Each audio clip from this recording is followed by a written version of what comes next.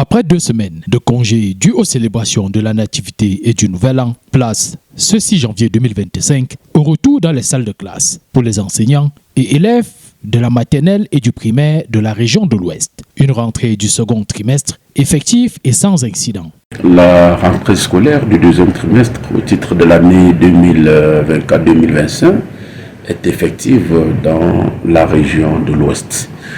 Nous avons eu l'occasion de descendre dans certaines écoles où nous avons pu observer la présence de la quasi-totalité des enseignants ainsi que celle des élèves malgré quelques absences observées.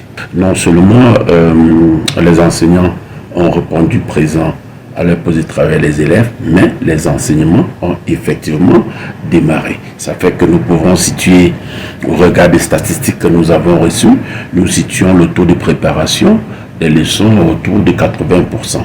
Le taux de présence des enseignants est à 100% et celui des élèves aussi autour de 93,85%. Considéré comme le trimestre le plus dense de l'année, la synergie entre enseignants, élèves et parents est appelée à s'intensifier. Le deuxième trimestre est un trimestre décisif parce que c'est pendant ce trimestre que les acquis du trimestre précédent sont consolidés et c'est également pendant ce trimestre que les remédiations sont mises en œuvre et le contenu des apprentissages est bien dosé pour permettre justement aux élèves d'aborder l'année scolaire avec sérénité. Nous allons demander une fois de plus aux parents de veiller au suivi de proximité de leur progéniture parce que lorsque l'enfant quitte l'école, évidemment il se retrouve à la maison.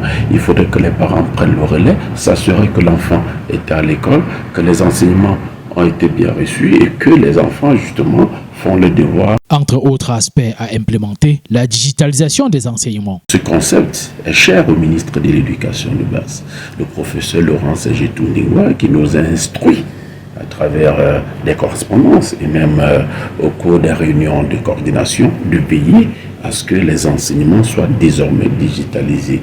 Parce que nous sommes à l'ère du numérique, les informations vont très vite.